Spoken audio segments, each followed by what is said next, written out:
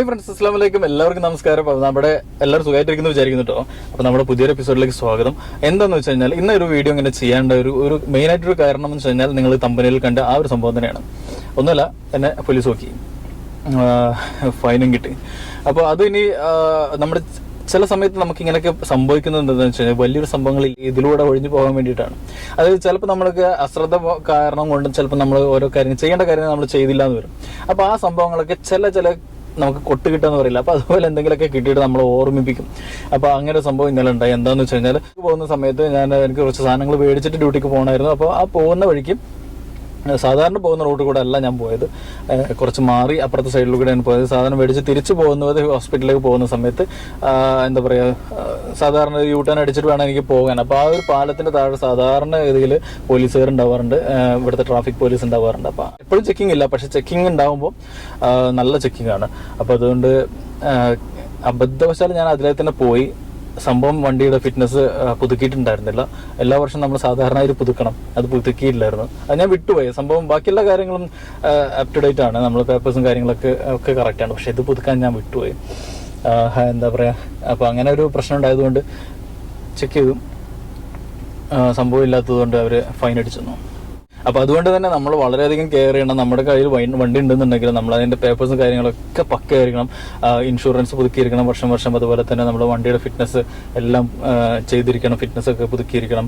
അപ്പോൾ എൻ്റെ ഭാഗത്ത് അബദ്ധം പറ്റിയത് കൊണ്ട് നിങ്ങൾക്ക് ഞാനിങ്ങനെ ഒരു വീഡിയോ ആയിട്ട് ഞാൻ ചെയ്യുകയാണ്. കാരണം ബാക്കിയുള്ള ആളുകൾ ഇത് ആരെങ്കിലും കാണുന്നുണ്ടെങ്കിൽ ആർക്കെങ്കിലൊക്കെ ഒന്ന് ഓർമ്മ ആവട്ടെ, ചെയ്തിട്ടില്ല അല്ലെങ്കിൽ ചെയ്യണം, ആ പെൻഡിങ് ആണ് അല്ലെങ്കിൽ ചെയ്യാൻ കിടക്കുന്നേ ഉള്ളൂ, ഇതൊക്കെ അവർക്ക് ഓർമ്മ ഉണ്ടാവും എന്ന് വിചാരിക്കുന്നു. അതുപോലെ അറിയാത്ത ആളുകൾ ഉണ്ടെന്നുണ്ടെങ്കിൽ ഇതെങ്ങനെ ചെയ്യുന്നതെന്നും കൂടെ ഞാൻ പറഞ്ഞുതരാം. അപ്പോൾ നമ്മൾ ഇനി അങ്ങോട്ടേക്ക് പോവുകയാണ്.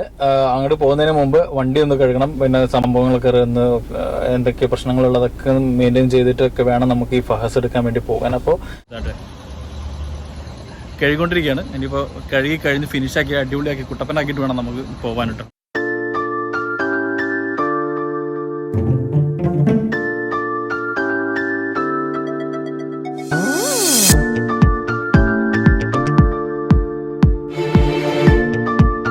അപ്പോൾ ഇതാ എല്ലാം സെറ്റായിട്ടുണ്ട്. നമ്മൾ വണ്ടിയൊക്കെ ക്ലീൻ ചെയ്ത് വൃത്തിയാക്കി. ഇനിയിപ്പം നമുക്ക് അങ്ങോട്ടേക്ക് പോകണം.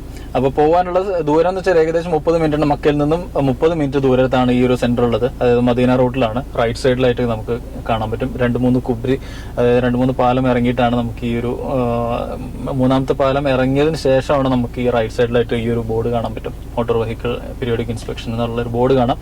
അവിടെയാണ് സംഭവം. അപ്പം അങ്ങോട്ടേക്ക് പോവാം. വീഡിയോ സ്കിപ്പ് ചെയ്യാൻ തന്നെ കാണാം. എങ്ങനെയാണ് നമ്മൾ ചെയ്യുന്നു, എന്തൊക്കെ കാര്യങ്ങൾ നമ്മളിവിടെ ശ്രദ്ധിക്കണം, എവിടെയാണ് നമ്മൾ പോകുന്നത്, ഇതൊക്കെ ഞാനിതിൽ ഡീറ്റെയിൽ ആയിട്ട് പറയാം.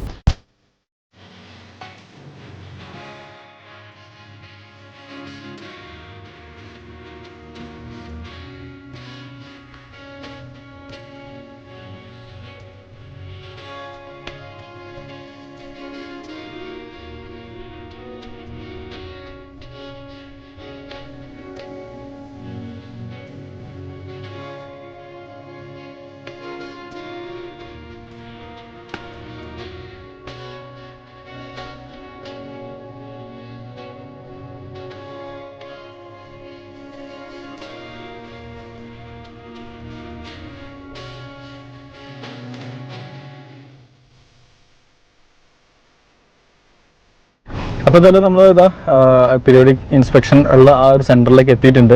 അപ്പോൾ നമുക്കിനിപ്പോൾ അങ്ങോട്ടേക്ക് കയറണം. ഒരു നല്ല തിരക്കുള്ള സമയം കേട്ടോ. അപ്പോൾ ഞാൻ ഏകദേശം വരികയാണെന്നുണ്ടെങ്കിൽ നിങ്ങൾ 7 മണിക്ക്, എനിക്ക് തോന്നുന്നു 7 o'clock സ്റ്റാർട്ട് ചെയ്യും. ആ സമയത്ത് വരികയാണെന്നുണ്ടെങ്കിൽ തിരക്കില്ലാതെ നമുക്ക് കാര്യങ്ങളൊക്കെ നടത്തി പോവാം. ഇപ്പോൾ ഇത് നമ്മൾ ഈ ക്യൂ നിൽക്കുന്നത് 2 ക്യൂ ആയിട്ടാണ് വണ്ടികൾ നിർത്തിയിട്ടുള്ളത്. ഉള്ളിലേക്ക് പോകുന്നതിന് മുമ്പ്, ആ സെന്ററിന്റെ ഉള്ളിലേക്ക് പോകുന്നതിന് മുമ്പ് നമ്മൾ പേയ്മെന്റ് ചെയ്യാനുള്ള സ്ഥലമാണ് ഈ ഒരു കൗണ്ടർ. ഇതേപോലെ ഇപ്പുറത്തെ ഒരു റോയും അതുപോലെ തന്നെ സെപ്പറേറ്റ് കൗണ്ടറുകളുണ്ട്. മൊത്തത്തിൽ 4 റോ ഉണ്ട്. അപ്പോൾ വലിയ വണ്ടി ബസ്സുകളൊക്കെ ആണെന്നുണ്ടെങ്കിൽ ഇതുവഴിയാണ് പോകേണ്ടത്, അവർക്ക് സെപ്പറേറ്റ് വേറെയാണ്.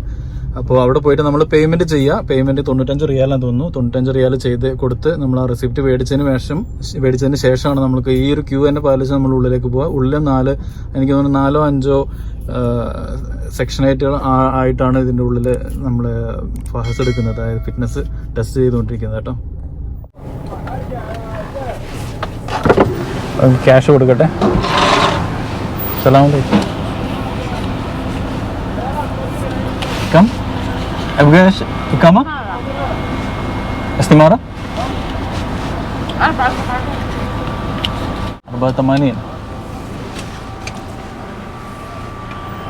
ടോക്കൺ കിട്ടിയിട്ടുണ്ട്.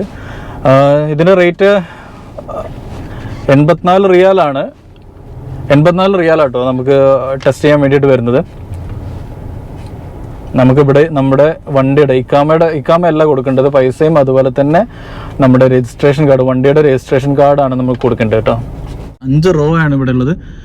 5 റോയിൽ നമുക്ക് ഇതേപോലെ വണ്ടി ഓരോ ക്യൂ നമ്മുടെ ടേൺ ആവുന്നവരെ വെയിറ്റ് ചെയ്തിട്ട് നമ്മൾ ആ ലൈനിൽ തന്നെ നമ്മൾ ഉള്ളോട്ട് കയറി പോകും. അപ്പോൾ അവിടെ ഓരോ സെക്ഷനിലായിട്ട് ആളുകൾ ചെക്ക് ചെയ്യാനായിട്ട് ഉണ്ടാവും. ഇതിൽ നമ്മൾ ഈ ഒരു ഫസ്റ്റുള്ള കൗണ്ടറിൽ നമ്മൾ ഒരു മെഷീനൊക്കെ ഉണ്ടാവും. എല്ലാ ഒരു 1, 2, 3, 4 സെക്ഷനായിട്ടാണ് ഇവർ ടെസ്റ്റ് ചെയ്യുന്നത്. അപ്പോൾ ആദ്യത്തെ സ്ഥലത്തെന്ന് വെച്ച് കഴിഞ്ഞാൽ അവർ ഹെഡ്ലൈറ്റും അതുപോലെ വൈപ്പറും കാര്യങ്ങളൊക്കെ ചെക്ക് ചെയ്യും. ബ്രേക്ക് ലൈറ്റ്, ഇൻഡിക്കേറ്റർ എല്ലാം, ലൈറ്റുകളെല്ലാം ഇവിടുന്ന് ചെക്ക് ചെയ്യും ആദ്യത്തേന്ന്. അത് കഴിഞ്ഞിട്ട് പാസ്സായിട്ടുണ്ടെങ്കിൽ അവരുടെ അടുത്ത് കയ്യിൽ ഒരു പേപ്പർ ഉണ്ടാവും, ഒരു ലിസ്റ്റ് ഉണ്ടാവും. ആ ലിസ്റ്റ് അനുസരിച്ചിട്ടാണ് അവർ ചെക്ക് ചെയ്യുന്നത്. രണ്ടാമത്തെ സ്ഥലത്തെന്ന് വെച്ച് കഴിഞ്ഞാൽ നമ്മൾ പുക പരിശോധിക്കുകയാണ്, സ്മോക്ക് ടെസ്റ്റ് ചെയ്യും. ഇങ്ങനത്തെ കാര്യങ്ങളൊക്കെ ടെസ്റ്റ് ചെയ്യുന്നതും പിന്നെ വണ്ടിയുടെ അലൈൻമെൻറ്റ് ശരിയാണോ എന്നുള്ളത് ചെക്ക് ചെയ്യും. പിന്നെ അതുപോലെ തന്നെ ബ്രേക്ക് പാഡുകൾ, ഇങ്ങനത്തെ സംഭവങ്ങളൊക്കെ ചെക്ക് ചെയ്യും. കണ്ടോ, ഇപ്പോൾ മുമ്പിലുള്ള വണ്ടിയുടെ ബാക്കിലുള്ള ലൈറ്റുകളും കാര്യങ്ങളൊക്കെയാണ് ചെക്ക് ചെയ്യുന്നത്. ഇൻഡിക്കേറ്ററും കാര്യങ്ങളും, ബോഡി എല്ലാം, സൂപ്പർഫിഷ്യലായിട്ടുള്ള എല്ലാ കാര്യങ്ങളും അവർ ചെക്ക് ചെയ്യും.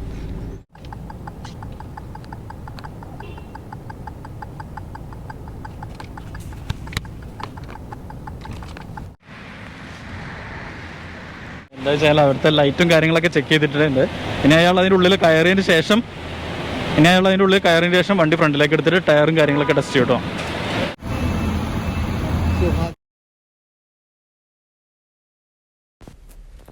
ഇതിപ്പോൾ അവർ ചെയ്യുന്നത് വണ്ടിയുടെ ടയറിൻ്റെ ഗ്രിപ്പും അതുപോലെ തന്നെ ബ്രേക്കും കാര്യങ്ങളൊക്കെ ചെക്ക് ചെയ്യുന്നതാണ്. ഇത് ഫ്രണ്ട് ടയറും അതുപോലെ തന്നെ ബാക്ക് ടയറും ഇതുപോലെ ആ ഒരു ഇതിൽ കൊണ്ട് വെച്ചിട്ട് തിരിച്ചതിന് ശേഷം അവർ ബ്രേക്ക് ചെയ്യുന്നത് കേട്ടോ. അങ്ങനെയാണ് അവരുടെ ടയറിൻ്റെ ഗ്രിപ്പും കാര്യങ്ങളൊക്കെ ചെക്ക് ചെയ്യുന്നത്. ഇപ്പോൾ ഇത് ചെക്ക് ചെയ്യുന്നത് സ്മോക്ക് ചെക്ക് ചെയ്തുകൊണ്ടിരിക്കുകയാണ്. അത് കഴിഞ്ഞതിന് ശേഷം അടുത്ത സെക്ഷൻ വരുന്നത് ഇതിൻ്റെ താഴ്ഭാഗത്ത്, വണ്ടിയുടെ അടിഭാഗത്തുള്ള എന്തെങ്കിലും എഞ്ചിൻ ഓയിൽ ലീക്കും കാര്യങ്ങളൊക്കെ ഉണ്ടോ എന്ന് നോക്കും. അത് കഴിഞ്ഞിട്ടാണ് നമുക്ക് വണ്ടി കിട്ടുക കേട്ടോ. അപ്പോൾ ഇത് എല്ലാം കഴിഞ്ഞു, ചെക്ക് ചെയ്ത് കഴിഞ്ഞു. ഇതാണ് സംഭവം കേട്ടോ. ഇവരുടെ ഒരു ക്രൈറ്റീരിയ എന്തൊക്കെയാണ് ഇവർ ഈ ഒരു ഇൻസ്പെക്ഷൻ ചെയ്യുന്ന സമയത്ത് വണ്ടിയുടെ എന്തൊക്കെ കാര്യങ്ങളാണ് ചെക്ക് ചെയ്യുന്നത് എന്നുള്ള ഒരു പേപ്പറാണ്. ഈ പേപ്പർ നമുക്ക് അവസാനം കിട്ടുള്ളൂ. അത് ഫെയിൽ ആയിട്ടാണോ പാസ്സായിട്ടാണോ കിട്ടുന്നതെന്ന് നമുക്ക് അവസാനം അറിയാൻ പറ്റുള്ളൂ. അത് പാസ്സായെങ്കിൽ മാത്രമേ അവർ ഇങ്ങനൊരു സംഭവം, ഈ ഒരു സ്റ്റിക്കർ അവർ ഒട്ടിച്ച് തരുള്ളൂ കേട്ടോ. ഇത് ഓരോ വർഷം ഓരോ സ്റ്റിക്കറാണ്, സെപ്പറേറ്റ് കളറുകളാണ് വരുന്നത്. ഇത് കണ്ടില്ല, ഇത് പഴയ സ്റ്റിക്കറാണ്, അതായത് കഴിഞ്ഞ വർഷത്തെ സ്റ്റിക്കറാണ് ഇത് ഈ വർഷത്തെ പച്ചേട്ട. അപ്പോൾ അതുകൊണ്ട് പുറമേ നിന്ന് ആളുകൾക്ക് പെട്ടെന്ന് മനസ്സിലാക്കാൻ പറ്റും ഒരു വർഷത്തെ പുതുക്കിയിട്ടുണ്ടോ അത് പുതുക്കാത്ത വണ്ടിയാണോ പോകുന്നത് എന്നുള്ളത് മനസ്സിലാക്കാൻ വേണ്ടിയിട്ടാണ് ഇങ്ങനെ കളർ ചേഞ്ചുകൾ കൊടുത്തിട്ടുള്ളത് കേട്ടോ. അപ്പോൾ എന്തായാലും എന്താ പറയുക, ഹാപ്പി. ഇനിയിപ്പോൾ പോലീസ് പിടിക്കില്ലല്ലോ. കാരണം എന്ന് വെച്ച് കഴിഞ്ഞാൽ ബാക്കിയെല്ലാം ഓക്കെ ആയിട്ട് ഇത് മറന്നുപോയൊരു പ്രശ്നം പറ്റിയതാണ്. നമ്മൾ മനുഷ്യന്മാരല്ല, ചിലപ്പോൾ ചില സമയത്തൊക്കെ മറന്നു പോകും. അതൊരു തെറ്റായിട്ട് കാണാൻ പറ്റില്ല. എന്തായാലും വീണ്ടും ആ തെറ്റുകൾ ആവർത്തിക്കാതിരിക്കാൻ വേണ്ടിയിട്ട്, അതുപോലെ തന്നെ ആർക്കെങ്കിലും ഇതുപോലെ തെറ്റുകൾ പറ്റാതിരിക്കാൻ വേണ്ടിയിട്ടാണ് ഞാനിങ്ങനെ ഒരു വീഡിയോ ചെയ്തത്. അപ്പോൾ എന്തായാലും തമ്പനയിൽ കണ്ടതുപോലെ എന്നെ പോലീസ് പിടിച്ചു, ഫൈനും കിട്ടി. ഫൈൻ ഞാൻ അടച്ചു കേട്ടോ. കാരണം നമുക്കിവിടെ ഒരു മാസം ഫൈൻ അടച്ചിട്ടില്ല എന്നുണ്ടെങ്കിൽ ഫൈന് പിന്നെ ഇരട്ടി പോകും. അതായത് ഒരു മാസത്തിനുള്ളിൽ എനിക്ക് തോന്നുന്നു അങ്ങനെ ഒരു കണക്കുണ്ട്. അപ്പോൾ അതുകൊണ്ട് നമ്മൾ എത്രയും പെട്ടെന്ന് ഫൈന് കിട്ടുന്ന ആൾക്കാർ വേഗം അടച്ചു തീർക്കുക. ഇല്ലാന്നുണ്ടെങ്കിൽ അതിൻ്റെ ഡബിൾ നമ്മൾ കൊടുക്കേണ്ടി വരും. അപ്പോൾ എന്തായാലും ഇത്രയൊക്കെയാണ് കാര്യങ്ങൾ. പിന്നെ വേറെ കാര്യം, നമ്മളിപ്പോൾ ഈ പേപ്പർ തരുമെന്ന് പറഞ്ഞല്ലോ, ഫെയിലായാലും പാസ്സായാലും ഈ പേപ്പർ തരും. ഇതിൽ എന്തൊക്കെയാണ് ചെക്ക് ചെയ്തതെന്നുള്ള അവർ പറഞ്ഞിട്ടുണ്ട്. ഇതിൽ നമുക്ക് നോക്കിയാൽ മനസ്സിലാവും. ഇനി ഇതിൽ ഫെയിൽ ആയിട്ടുണ്ടെന്നുണ്ടെങ്കിൽ ഇവർ ഈ ഫ്രണ്ട് പേജിലല്ല അവർ മാർക്ക് ചെയ്യുക. ഇതിൻ്റെ ബാക്ക് ഭാഗത്ത് കണ്ടില്ല, ഒരു നീണ്ട ലിസ്റ്റ് തന്നെ ഉണ്ട് കേട്ടോ. ഒരുപാട് ലിസ്റ്റ് ഉണ്ട്. കാരണം ഇതിൻ്റെ എല്ലാ സാധനങ്ങളും ഇവിടെ എഴുതി പിടിപ്പിച്ചിട്ടുണ്ട്. അപ്പോൾ ഇതിലാണ് അവർ മാർക്ക് ചെയ്യുക. ഏത് സാധനം എവിടെ പോയിട്ടുണ്ട്, എന്ത് പ്രശ്നമാണെന്നുള്ളതൊക്കെ ഇതിൽ അവർ മാർക്ക് ചെയ്ത് തരും. ഇനി നമുക്ക് രണ്ടാമത് ഫിറ്റ്നസ് എടുക്കാൻ വരണം എന്നുണ്ടെങ്കിൽ നമ്മൾ ഈ സംഭവങ്ങൾ കറക്റ്റ് ചെയ്തിട്ട് വരണം. ഈ സംഭവങ്ങൾ നമ്മൾ വർക്ക്ഷോപ്പിൽ കൊടുക്കുക. വർക്ക്ഷോപ്പിൽ കൊടുത്തു കഴിഞ്ഞാൽ അവർ ഏതൊക്കെ പാർട്സ് മാറ്റേണ്ടതെന്നുള്ള അവർ മാറ്റിത്തരും. ഇവിടെ തന്നെ തന്നില്ല, ഇതൊക്കെ വർക്ക്ഷോപ്പുകളാണ്. ഓരോ വർക്ക്ഷോപ്പുകൾ ഇതൊക്കെ ഒന്ന് പൂട്ടി കിടക്കുക കേട്ടോ. ഇതുപോലെ ഈ ഒരു സെൻറ്ററിൻ്റെ ചുറ്റുഭാഗങ്ങളിൽ ഇതുപോലെ വർക്ക്ഷോപ്പുകളാണ്. ആളുകളൊക്കെ ഞാൻ നേരത്തെ കാണിച്ചു തന്നില്ല, അതുപോലെ കൈവീട്ടി ആളുകൾ നമ്മളെ വിളിച്ചുകൊണ്ടിരിക്കും. അപ്പം എന്താ പറയുക, അവിടെ കൊണ്ടുപോയിട്ട് നമുക്ക് വേണമെങ്കിൽ റിപ്പയർ ചെയ്യാം. അതെല്ലാം നമുക്ക് അറിയുന്ന ആൾക്കാരുണ്ടെങ്കിൽ അവിടെ കൊണ്ടുപോകാം. എന്തായാലും വില പേശിയിട്ട് വേണം ഇവിടെ സംഭവം നമ്മൾ ഫിറ്റ് ചെയ്യിക്കാൻ. കഴുത്തിറക്കം എന്ന് പറഞ്ഞു കഴിഞ്ഞാൽ അമ്മാതിരി കഴുത്തിറക്കലാണ് ഇവിടെ. ഇപ്പം ഇതിനെപ്പറ്റി അറിയാത്ത ആളുകൾക്ക് ഈ വീഡിയോ ഉപകാരപ്പെടും എന്ന് വിചാരിക്കുന്നു. അറിയുന്ന ആൾക്കാരുണ്ടെന്നുണ്ടെങ്കിൽ അറിയാത്ത ആളുകൾക്ക് ഷെയർ ചെയ്ത് കൊടുക്കുക. അങ്ങനെ നമുക്ക് ചെയ്യാൻ പറ്റുള്ളൂ. അപ്പോൾ എന്തായാലും വീഡിയോ ഇഷ്ടപ്പെട്ടിട്ടുണ്ടെങ്കിൽ ലൈക്ക് ചെയ്യാനും ഷെയർ ചെയ്യാനും സബ്സ്ക്രൈബ് ചെയ്യാനും മറക്കരുത്. അപ്പോൾ നമുക്ക് അടുത്ത എപ്പിസോഡിൽ നല്ല അടിപൊളിയായിട്ടുള്ള വീഡിയോസ് കാണാം. അതുവരേക്കും അസ്സലാമു അലൈക്കും, take care and bye bye.